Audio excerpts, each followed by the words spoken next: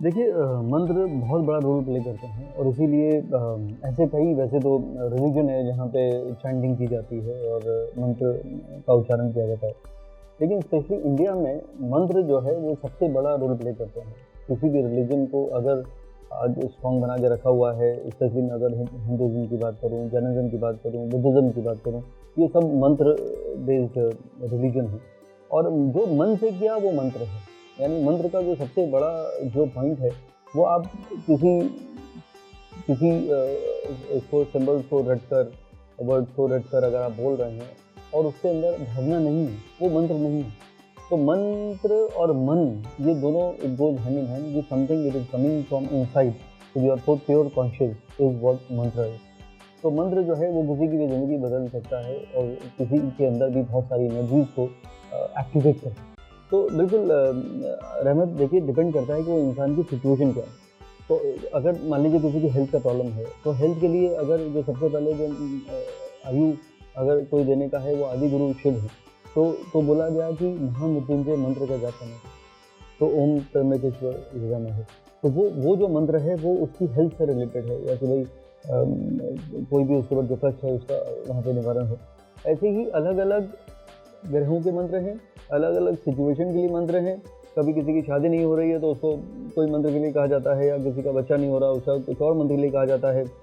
किसी को अब प्रेगनेंसी इवन सस्टेन करनी है तो उसके लिए जैसे संतान गोपाल मंत्र है उसका कहा जाता है। लेकिन जो सबसे पावरफुल मंत्र है मेरी नज़र में वो गायत्री मंत्र है।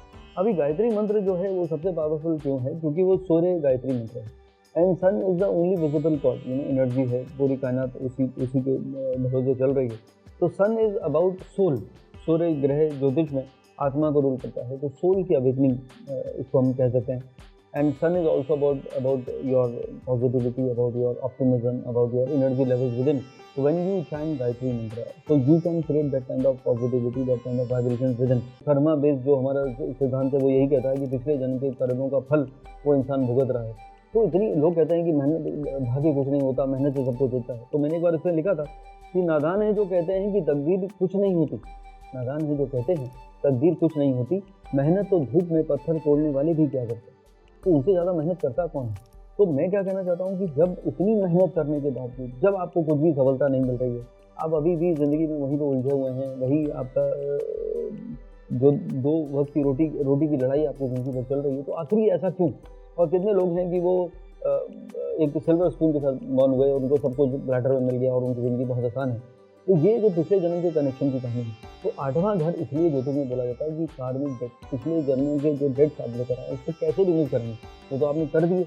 तो बोला कि 8वें घर के अगर डेट्स रिमूव करने की अगर किसी में कोई ताकत है तो वो गायत्री मंत्र है, इसलिए उसको शाक्ति मतलब 8वां, तो वो आपके उस डेट्स को दूर करती है। तो मुझे नहीं लगता कि इससे ज़्यादा और कोई मंत्र है जो उसको करता है। बट फिर भी मंत्रों को मैं बिल्कुल भी नंबर देना नहीं चाहता कि ये नंबर 1 पे है, ये नंबर 2, ये नंबर 3। जैसे मैंने सबसे पहला आपको आंसर दिया कि जो मन से आप कर रहे हैं, जो एकदम शिद्दत से आप कर रहे हैं, जो एक फेथ के साथ कर रहे हैं, भावना के साथ कर रहे हैं, वही मंत्र है। देखिए बिल्कुल मैं इसमें एक चीज़ और ऐड करना चाहता हूँ आपकी बात पर रहमत, कि बुद्धिज़्म की आप बात करिए, वहाँ पे आपने माइंड जो वर्ड यूज़ किया है। बुद्धिज़्म का पूरा जो ट्रैक है, जो रिलीजन जो उनकी बिलीफ सिस्टम है वो माइंड पे है। वो कहते हैं कि मन को आप इतना मतलब शांत कर लीजिए। इसीलिए मेडिटेशन का अगर कोई रिलीजन है वो बुद्धिज़्म है, और चैंटिंग का कोई अगर रिलीजन है वो बुद्धिज़्म है। तो मैं बुद्धिज़्म को प्रमोट नहीं कर रहा, मैं उसकी भावना को लेकर आया। What I'm saying is, and that is the reason जितने लोग बुद्धिज़्म को फॉलो करते हैं वो सबसे ज़्यादा पीसफुल रहते हैं।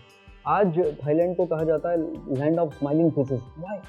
Why people who live in Thailand they smile? Because they chant, they believe in meditation, they believe in the power of those vibrations when they chant। और उसमें भी उनका बिलीफ सिस्टम में यही है कि आप वो विजुलाइज करिए जो आपको चाहिए। तो पावर ऑफ विजुलाइजेशन डेवलप करते हैं। तो even if you are chanting with your pure this is what I desire. में भी थोड़ा सा उसमें मटेरियलिज्म है, लेकिन देखिए कर्म और धर्म दोनों हैंड इन हैंड चलते हैं ज्योतिष की नज़र में भी। तो कर्म जो है वो धर्म संगत है, मतलब आप किसी चीज़ की कामना भी कर रहे हैं लेकिन वो धर्म के साथ कर रहे हैं।